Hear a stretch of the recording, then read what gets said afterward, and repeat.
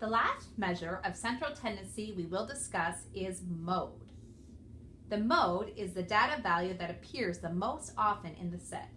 Because no value may appear more often than any other, it is possible for a set to have no mode. And because it is possible for a set to contain more than one element which appears the same number of times as another, it is possible for a set to have more than one mode. Let's look at a couple of examples. The following is a list of heights in inches of a high school basketball team. 68, 67, 66, 70, 74, 72, 68, 71, 75, 68, 72, and 71. To determine the mode, all we need to do is determine which, if any, of the data values appear the most. When the data set is large, it's easy to overlook a number if they aren't in numerical order, which means from least to greatest. So that will be the first thing we do before we calculate the mode. In this case, we have 66, 67, 68, 68, 68, 70, 71, 71, 72, 72, 74, and 75. If you look carefully, you will see that several of the values appear more than once, but only one value appears the most. There are two 71s right here. There are two 72s, but there are three 68s. So the mode in this data set is 68. Let's look at one more.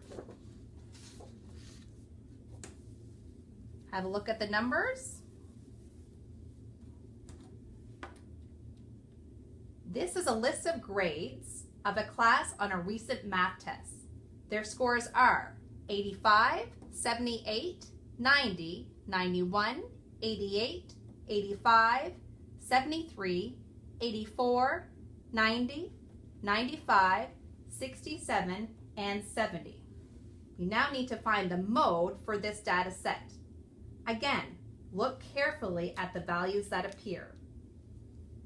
Rewriting the list in numerical order is helpful because you will clearly see any multiple entries. It is also helpful because you need that in order to determine the median anyway. So in this case, the numbers in numerical order are 67, 70, 73, 78, 84, 85, 85, 88, 90, 90, 91, and 95. If we look carefully at these numbers here, we'll notice that there are two 85s and two 90s.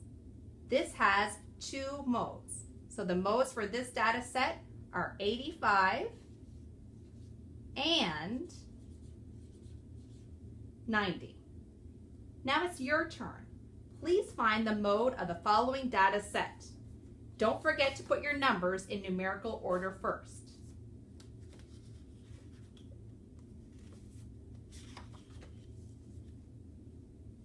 Here is the data set: 70, 26, 89, 88, 52, 26, 40, 95, and 36.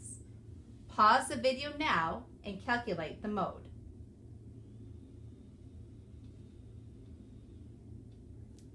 Thank you for pausing. Let's see how you did. Remember, the first step is to put our numbers in numerical order. We have 26, 26, 36, 40, 52, 70, 88, 89, and 95. You can easily see that every number appears only once except for the number 26. Since it appears the most, 26 is our mode. Here's another data set. 62, 72, 78, 33, 80, 80, 33, 83, 91. Calculate the mode. Pause the video now.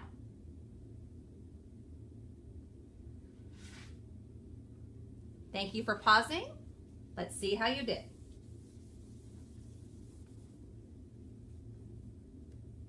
In numerical order, our numbers are 33, 33, 62, 72, 78, 80, 80, 83, and 91.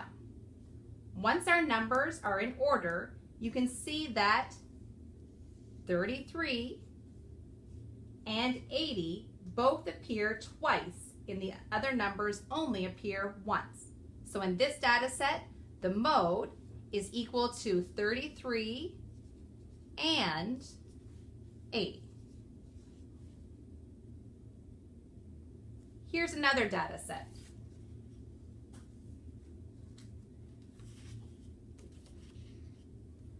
35, 31, 54, 44, 22, 89, 78, 13, and 30. Calculate the mode. Pause the video now. Thank you for pausing. Let's see how you did. Remember, our first step is to put our numbers in numerical order. In this case, the numbers go like this: 13, 22, 30, 31, 35, 44, 54, 78, and 89. The numbers are in numerical order, but they all only appear once. In this case, since no number appears more than any other, there is no mode. I would now like you to complete the Try This section. Remember, you can watch the video more than once.